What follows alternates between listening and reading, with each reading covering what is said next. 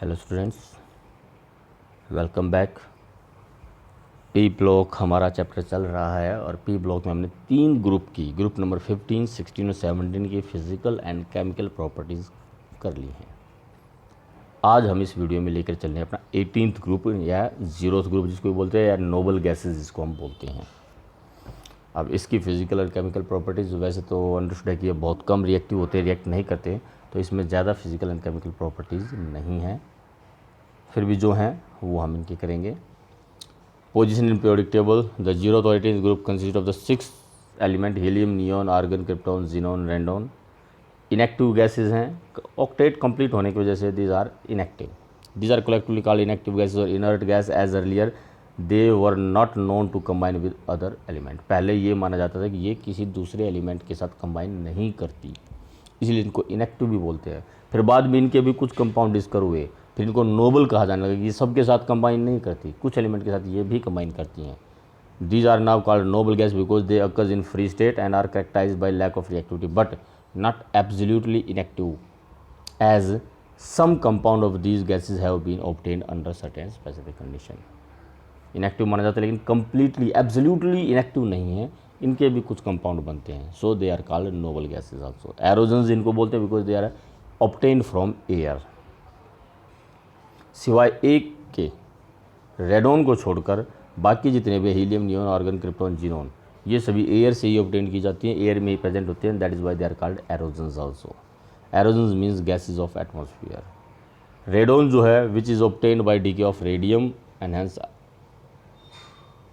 ये रेडॉन है जो ये आपके रेडियम के डिकम्पोजिशन से ऑब्टेन होती है, बाकी सारी की सारी एयर से ऑब्टेन होती है, इसलिए they are called aerogens. Since these are present in minute quantities, these are also termed as rare gas of atmosphere। बहुत कम मात्रा में होती है, इसलिए इनको rare gases of the atmosphere भी कहा जाता है। ये तो इनके नाम हैं। क्या क्या नाम हो गए इनके? Inactive gases, noble gases, aerogens, rare gases, group number 18। चलिए जा जाते हैं अभी की स्टेबल इलेक्ट्रॉनिक कन्फिगरेशन जो प्रॉपर्टीज़ हैं। All these have except helium have NS2 NP6 configuration. ये थोड़ा सा बाई मिस्टेक आया हुआ है, it is NS2 NP6 general configuration है। Octet is complete. एक हीलियम है जिसमें सिर्फ आपकी 1s2 होती है, 1s2 p शेल नहीं होता, और वहीं पर इसका ऑक्टेट का पहला शेल है, कंप्लीट है, तो ये भी है आपकी नोबल गैसेज है। Existence due to complete electronic configuration, they are not capable of combining even among themselves and hence are monoatomic। आपस में कंबाइन नहीं करती तो डाई एटॉमिक स्टेट में एग्जिस्ट नहीं करेंगी, मोनोएटॉमिक है। Atomic radii down the group increase होता है, लेफ्ट से राइट साइज डिक्रीज होता है, तो इनका जो साइज़ है हेलोजन के मुकाबले कम होना चाहिए, लेकिन इनका साइज़ हेलोजन से ज़्यादा होता है। रिपोर्टेड रेडियस जो है, जो आपके बुक्स में रेडियस दी गई हैं हेलोजन की, या लिटरेचर में कहीं पर भी इनकी अगर रेडियस दी गई है, नोबल गैसेज की रेडियस हेलोजन से ज़्यादा दिखाई गई हैं, जबकि लेफ़्ट से राइट चलते वक्त साइज़ डिक्रीज़ होता कम होनी चाहिए थी। ज़्यादा दिखाने का कारण क्या है कि इनकी जो रेडियस दिखाई गई है वो वनरेबल रेडियाई है, जबकि हेलोजन्स की जो रेडियस है वो कोवलेंट रेडियस है, और वनरेबल रेडियस हमेशा कोवलेंट रेडियस से ज़्यादा होती है। इनकी हम कोवलेंट रेडियस शो नहीं कर सकते क्योंकि कोवलेंट रेडियस होती है दो बॉन्डेड एटम्स के बीच के डिस्टेंस का हाफ। नोबल गैस बॉन्ड बनाते ही नहीं, दूर दूर होते हैं इनके एटम्स, तो इनके डिस्टेंस का हाफ, ये हमारी वंडरवॉल फोर्सेस ऑफ अट्रैक्शंस की वजह से जो इनके बीच का डिस्टेंस होता है, उसके डिस्टेंस का हाफ, इसको हम बोलते हैं van der Waals radii.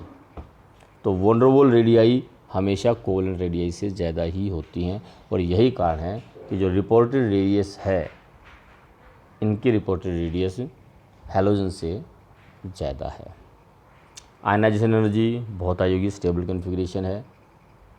Ionization energy of noble gases is very high, it is due to extra stability of completely filled electron configuration. Electron gain enthalpy, अब क्योंकि इलेक्ट्रॉन लेने की टेंडेंसी नहीं है, due to stable completely filled configuration, noble gas have no tendency to accept electron pair and hence have highly positive electron gain enthalpy, या हम उसको कह सकते हैं इसकी इलेक्ट्रॉन एफिनिटी 0 है, इलेक्ट्रॉन को गेन करने की टेंडेंसी 0, स्टेबल कन्फिग्रेशन है। Melting and boiling point due to weak van Waals forces, noble gas have low melting point and boiling point. Down the group आप आओगे साइज इंक्रीज होता है तो van Waals forces of attraction बढ़ेंगी, van Waals force of attraction बढ़ेंगी तो melting और boiling point increase होगा। Moving down the group melting और boiling point increase due to increase in one Waals force of attraction with size. Helium has lowest boiling point. Solubility, थोड़ी सी solubility इनके polarisation की वजह से होती है, जो कि जितना साइज ज़्यादा होगा पोलराइजेशन उतना ज़्यादा हो जाएगा और उस वजह से सोल्यूबिलिटी बढ़ती है, तो down the group solubility increase होगी। Noble gases are slightly soluble in water due to dipole induced dipole interactions. Water being polar induce the polarization in noble gas atom. Moving down the group solubility increase due to increase of polarizability. तो जितना down the group आओगे size बढ़ रहा है, polarisability इनकी बढ़ जाती है, जिसकी वजह से थोड़ी बहुत सोलिबिलिटी इंक्रीज होती है। Chemical properties, noble gases are almost inert और non reactive due to following reason. Completely filled configuration है वेरी हाई आयनाइजेशन एनर्जी है और इलेक्ट्रॉन अफिनिटी इनकी ऑलमोस्ट जीरो है। तीनों प्रॉपर्टी हम पहले बता चुके हैं और इन्हीं कारण की वजह से इनकी जो केमिकल रिएक्टिविटी है ऑलमोस्ट ना के बराबर है। नॉन रिएक्टिव कहते हैं, इनर्ट इनको बोल देते हैं। लेकिन पहली बार जब इनके कंपाउंड बनाए गए या बाई चांस एग्जिस्ट हुआ, वो एक स्टोरी है नेल बार्टलेट की।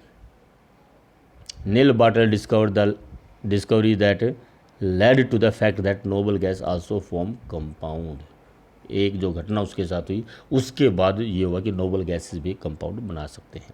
वो क्या थी कि 1962 Neil Bartlett observe that the platinum hexafluoride PTF6, ये है आपका, is strong oxidising agent and can oxidise molecular oxygen to form red ionic compound. Oxygen molecule है, PTF6 है। ऑक्सीजन मॉलिक्यूल की आयनाइजेशन एनर्जी बहुत ज़्यादा होती है, लेकिन PTF6 इसमें से इलेक्ट्रॉन निकाल के O2 पॉजिटिव बना देता है और खुद इलेक्ट्रॉन गेन करके PTF6 नेगेटिव, और ये आपका एक साल्ट बन जाता है O2 positive PTF6 negative red ionic salt. Ionic compound है, इलेक्ट्रॉन का ट्रांसफर हो जाता है, ऑक्सीजन से रिमूव हो जाता है और PTF6 इलेक्ट्रॉन को गेन करके एक कंपाउंड बनाता है। तो नेल बार्टलेट के दिमाग में बात आई कि जो ऑक्सीजन की आयनाइजेशन एनर्जी है और जिनोन की आयनाइजेशन एनर्जी ऑलमोस्ट सेम है और PTF6 ऑक्सीजन से इलेक्ट्रॉन निकाल लेता है, तो इसका मतलब PTF6 जिनोन से भी इलेक्ट्रॉन निकाल पाएगा। जब दोनों की आयनाइजेशन एनर्जी सेम है, और आयनाइजेशन एनर्जी मतलब समझते हैं आप, energy required to remove electron.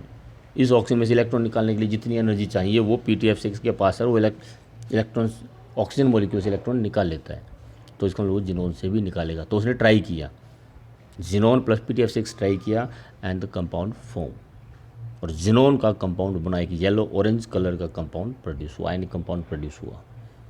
तब से ये हो गया कि इसका मतलब नोबल गैसेस भी कंपाउंड बना सकते हैं। ये पहला कंपाउंड था जो कि नेल बार्टलेट के द्वारा बनाया गया था नोबल गैसेस का। And hence when reacted A yellow orange solid was obtained and this shows that xenon is not totally inert। xenon totally inert नहीं है, वो भी कंपाउंड बना सकती है। तो फिर इसके कंपाउंड्स बनाए गए और बेसिकली हमारे जो इसके कंपाउंड हैं फ्लोरीन और ऑक्सीजन के साथ ही हैं, फ्लोराइड्स एंड ऑक्सीफ्लोराइड्स और ऑक्साइड्स। तो जो इसमें हमने करने हैं लगभग मेन हमारा काम है इनकी स्ट्रक्चर करना। कौन कौन से, वो XeF2, XeF4, XeF6, XeO3, XeO4 oxide हैं, और ऑक्सीफ्लोराइड में आ जाते हैं आपके XeOF4, XeO2F2। तो ये हमें 7 कंपाउंड्स है जो करने हैं, और बेसिकली हमें इनकी और कुछ नहीं, सिर्फ स्ट्रक्चर करनी है और इन तीनों की प्रिपरेशन और वाटर के साथ रिएक्शन करनी है, बस। ये हमारी केमिकल रिएक्टिविटी में सारा है, इन तीनों की प्रिपरेशन और रिएक्शन विद वाटर और इन सभी की स्ट्रक्चर। जब हम इनकी रिएक्शन विद वाटर करते हैं तो इनकी प्रिपरेशन ऑटोमेटिकली उनमें आ जाती है। तो बेसिकली हमें ये देखना, प्रिपरेशन 3 रिएक्शन होगी और 3 इनके वाटर के साथ रिएक्शन, 6 रिएक्शन करोगे, इनकी प्रिपरेशन उन्हीं में आ जाएगी, सिर्फ एक XeO4 को छोड़कर एक प्रिपरेशन उसकी अलग है। बाकी इन सब की स्ट्रक्चर हमने करनी है, और स्ट्रक्चर का मेथड हम बता ही चुके हैं आपको, उसी मेथड से हाइब्रिडाइजेशन निकाल के हमें उनकी स्ट्रक्चर करनी है। तो चलो 1 बाय 1 लेते हैं। पहले है ज़ीनोन डाइफ्लोराइड XeF2, प्रिपरेशन है, it is prepared by heating mixture of xenon and fluorine in molecular ratio 1:2 at 400 degree in nickel tube. XeF2 plus, ये आपकी रिएक्शन है, सिंपल रिएक्शन है, sorry Xe plus F2 produce XeF2, और preparation सभी की ऐसी ही है, Xe plus 2F2 produce XeF4, ये टेट्राफ्लोराइड की हो जाएगी, और Xe प्लस 3F2 XeF6। सिर्फ और सिर्फ रेशो का डिफरेंस है, यहाँ 2:1 की रेशो होती है, 1:5 की रेशो है, 1:20 की रेशो है, रेशो का फ़र्क है। जहाँ रेशो ज़्यादा होगी फ्लोरीन की परसेंटेज भी बढ़ती चली जाएगी। ये आपका XeF4 है, 1:5 की रेशो में होगा, XeF6 1:20 की रेशो में होगा। तो ये आपकी प्रिपरेशंस हैं इनकी। और रही बात reaction with water, XeF2 plus 2 water, 2 Xe plus 4 HF plus oxygen, 2 Xe अलग हो जाएंगे, 2 and 2 4 fluorine plus 4 hydrogen, 4 HF and oxygen will be produced. If we talk about XeF4 reacts with water to produce xenon plus XeO3, ये XeO3 की preparation आपकी। तो 4 Xe plus XeO3 plus 20 HF plus 3 oxygen. XeF6 reaction with water, Xe plus 1 water molecule, XeF6 plus 2 water molecule and XeF6 3 water molecule. Products will be XeF6 plus H2O, 2 hydrogen and 2 fluorine will produce 2 HF, और बाकी आपका हो जाएगा XeOF4। अगर we take 2 waters then 4 hydrogen and 4 fluorine produce 4 HF and it will be XeO2F2, and if we take 3 water XeO3 and 6 HF। ये partial hydrolysis कहलाती हैं, ये कंप्लीट हाइड्रोलिसिस है। Hydrolysis of XeF6 with water yields in new compounds XeOF4, या XeOF4 की preparation हो गई, XeO2F2 की प्रिपरेशन हो गई, और फिर XeO3 की प्रिपरेशन हो गई। बताया था कि वाटर के साथ रिएक्शन में बाकियों की प्रिपरेशन सभी की आ जाती है, रह गई सिर्फ और सिर्फ XeO4 की प्रिपरेशंस। तो कुल मिलाकर हमें रिएक्शन यही करनी है, ज़ीनोन फ्लोराइड की reaction with water, xenon tetrafluoride की reaction with water, and xenon hexafluoride की रिएक्शन विद वाटर। XeF2 की प्रिपरेशन है 2:1 की रेशो में ज़ीनोन और फ्लोरीन की रिएक्शन, XeF4 की प्रिपरेशन है 1:5 की रेशो में ज़ीनोन और फ्लोरीन की रिएक्शन, और XeF6 की प्रिपरेशन है 1:20 की रेशो में ज़ीनोन और फ्लोरीन की रिएक्शन। XeO3 की प्रिपरेशन आपकी XeF6 की वाटर के साथ रिएक्शन कर दो, या XeF4 की वाटर के साथ रिएक्शन में भी XeO3 प्रोड्यूस होता है। XeO4 की एक प्रिपरेशन हमारी रह गई, बाकी रह गई ऑक्सीफ्लोराइड्स की, XeO2F2 और XeOF4 भी XeF6 की वाटर के साथ रिएक्शन में ही प्रोड्यूस होते हैं। तो प्रिपरेशन सभी की आ गई, एक रह गया XeO4। ये स्ट्रक्चर्स हैं, ये आपकी XeO4 की प्रिपरेशंस हैं, ये पहले बता रहा हूँ मैं इसको। XeO4 is obtained by the action of anhydrous sulfuric acid with on barium permanganate ion। Barium perxenate, ये आपका XeO6 4 नेगेटिव आयन, परजनेट आयन बोलते हैं इसको, XeO6 4 नेगेटिव। तो barium perxenate when treated with H2SO4 it will produce barium sulphate plus XeO4 plus 2 water. तो ये आपकी XeO4 की प्रिपरेशन है। तो प्रिपरेशन हो गई सबकी, अब रह गई मेन चीज़ इनकी स्ट्रक्चर। स्ट्रक्चर पे आ जाते हैं। पहली है XeF2, ज़ीनोन की जो इलेक्ट्रॉनिक कन्फिगरेशन है 5s2 5p6। अगर हम XeF2 की स्ट्रक्चर की बात करें, हाइब्रिडाइजेशन निकाल लीजिए, xenon valence electron 8, fluorine 7 × 2 22 then divided by 8, 8 2 जा 16, 6 remainder, then divide by 2, 8 3 जा 6, cancel, 2 plus 3, 2 plus 3 5, 5 means there will be sp3 dehybridization, and out of sp3 dehybridization 5 and only 2 fluorines are attached, so 5 minus 2, 3 will be lone pair of electron, 3 will be lone pair of electron. तो sp3d में हमारी trigonal बाईपिरामिड shape होती है, लेकिन उसमें आपके 3 lone pair of electron आ गए, मतलब ये बॉन्ड भी नहीं होगा, ये बॉन्ड भी नहीं होगा, ये भी नहीं होगा, यहाँ पर होंगे लोन पेयर ऑफ इलेक्ट्रॉन. तो शेप हमारी क्या बच गई, सिर्फ there will be only 2 bonds which is linear in shape. तो जो इसकी शेप आएगी वो आपकी लीनियर आएगी, XE FF, ये आपकी लीनियर शेप आ जाती है. Hybridisation sp3 and there will be 3 lone pair of electron है, तो एक इलेक्ट्रॉन को आगे एक्साइट कर दिया जाता है यहाँ पर, और 3 लोन पेयर ऑफ इलेक्ट्रॉन यूँ के यूँ रख लिए जाते हैं. सो हाइब्रिडाइजेशन विल बी sp3d. ये तो बात होगी XeF2 की. XeF4 में निकाल लीजिए लोन पेयर कितने हैं.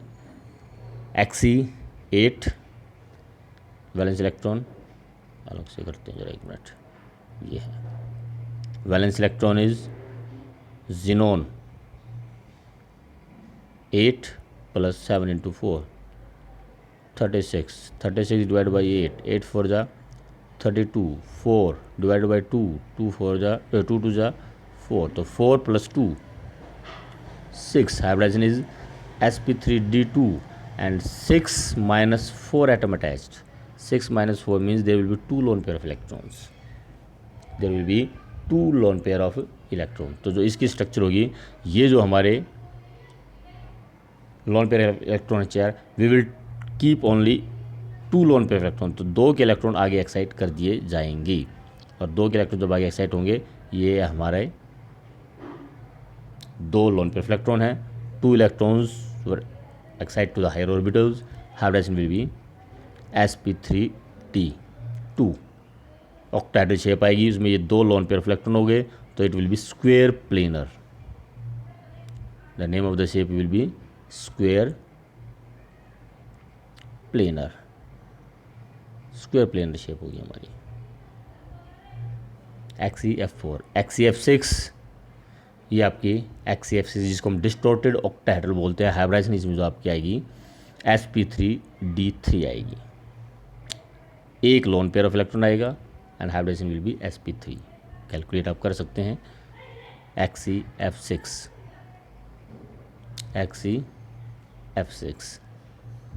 8 plus 7 into 6, total 50 divided by 8, 8 6 is 48, 2 divided by 2 1, 6 plus 1 means 7. 7 means sp3d3 hybridisation है. 7 minus 6, 1 is loan pair electron, वो आपके डिस्टॉर्टेड ऑक्टाहेड्रल शेप आती है. इसमें एक लोन पेयर इलेक्ट्रॉन जो आपका वो इस फेज के ये जो फेज होता है इसके सेंटर में होता है. This is about octahedral shape. बात रहेगी shape of oxides and fluorides की. This is your XeO2 T shape. sp3d hybridization आएगी and it will be T shape. XeOF4 sp3d2 hybridization, square pyramid, एक पाई बॉन्ड आएगा oxygen के साथ. Next is XeOF2, there will be 2 pi bonds. अब 2 pi bonds का मतलब क्या है, half filled orbitals which are not involve in hybridisation. sp3 hybridization है. XeOF2, चलो इसको समझा देते हैं आपको. XeOF2 valence electron 8 plus 6 plus 7 into 2 14 28. तो 28 will be divided by 8. 8 3 जा 24, 4 divided by 2, 2 2 जा 4. So 3 plus 2 5. 5 means sp3 dehybridization.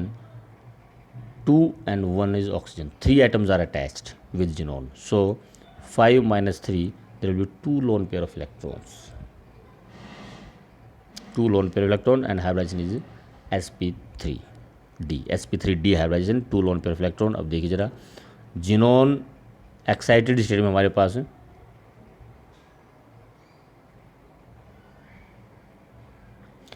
Excited state में हमारे पास सिर्फ दो ही लोन पेयर ऑफ इलेक्ट्रॉन हैं,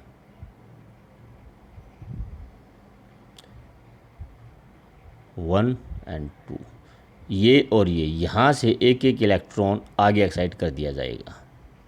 hybridisation is sp3d and 1 is unpaired electron which is not involved in hybridization, so it will produce pi bond।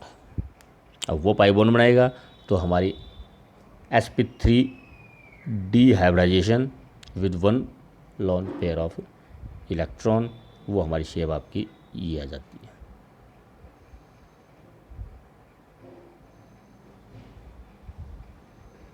Sorry, ये structure आपकी XeO2F2 की है।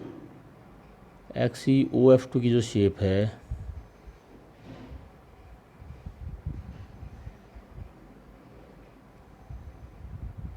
This is XeO2F2, XeOF2 नहीं होता, this is XeO2F2, sorry formula is wrong, this is XeO2F2 not XeO2OF2, sorry. So XeO2F2 की अगर हम निकालते हैं, इसकी निकालते हैं ज़रा, सो 8 + 2 × 6 + 2 × 7 26, 34, 34 means 8 4 जा 32 and 2 जा 2 1 जा 2, तो 4 + 1 5, sp3d hybridization and 5 and 4 atom attach, 1 lone pair of electron। तो 1 lone pair of electron अगर होगा आपका,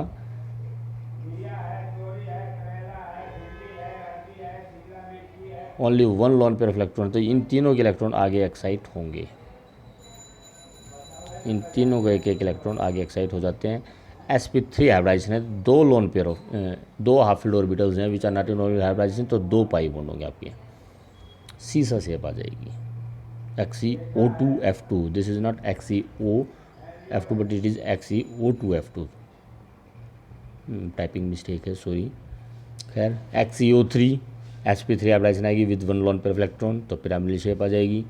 XeO4 tetrahedral without any loan pair of electron, एक भी लोन पेयर ऑफ इलेक्ट्रॉन नहीं होगा, चारों इलेक्ट्रॉन आगे एक्साइट होंगे, तो 4 पाई बॉन्ड बन जाएंगे आपके।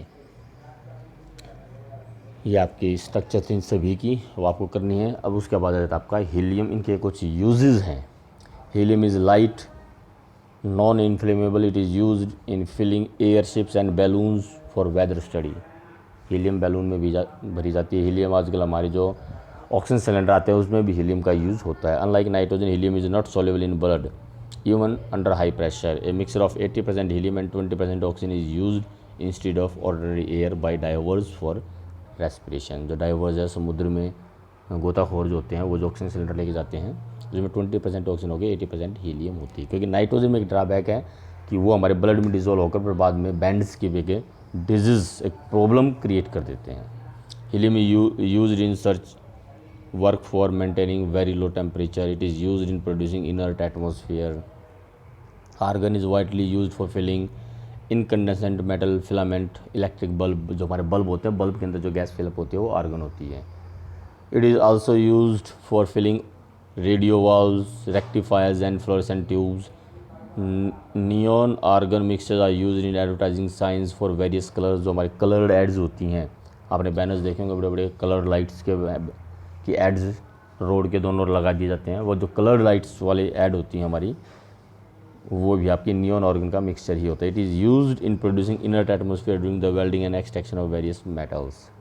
Neon, it is used in neon discharge lamps and signs which are used for advertising purpose. Since the neon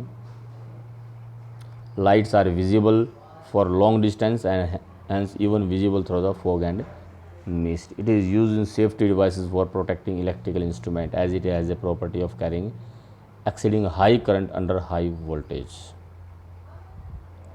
Krypton and xenon, these are used in filling incandescent metal filament electric bulbs. These gases are considered superior than argon for this purpose. Radon, it is used in radiotherapy of cancer. It is used to check defects in the steel casting, and photography of internal opaque materials is made with the help of radon. तो ये हमारे uses हैं noble gases की। तो इस तरह से हमारे चारों ग्रुप्स के फिजिकल एंड केमिकल प्रॉपर्टीज़ यहाँ कंप्लीट हैं। अब रही बात कंपाउंड्स की। कंपाउंड हमारे जो नोबल गैसेस के कंपाउंड हैं उनकी सबकी स्ट्रक्चर हमने कर ली है, वाटर के साथ रिएक्शन हो गई है, इसमें अब कोई एक्स्ट्रा कंपाउंड नहीं है। तो हमारे जो पहले 3 ग्रुप थे उनके कंपाउंड्स की हमें प्रॉपर्टीज़ करनी है, प्रिपरेशन एंड प्रॉपर्टीज़। उसमें आपके nitrogen, ammonia, nitric acid, phosphorus के बारे में है, फॉस्फीन है, सल्फ्यूरिक एसिड है, ओजोन है। तो ये हमारे मेन कंपाउंड्स हैं जो हमें करने हैं। नेक्स्ट वीडियो मिलेंगे, 2 कंपाउंड्स लेंगे एक वीडियो में, तो 2-3 दिन में हमारा ये चैप्टर अब कंप्लीट हो जाएगा। Thank you.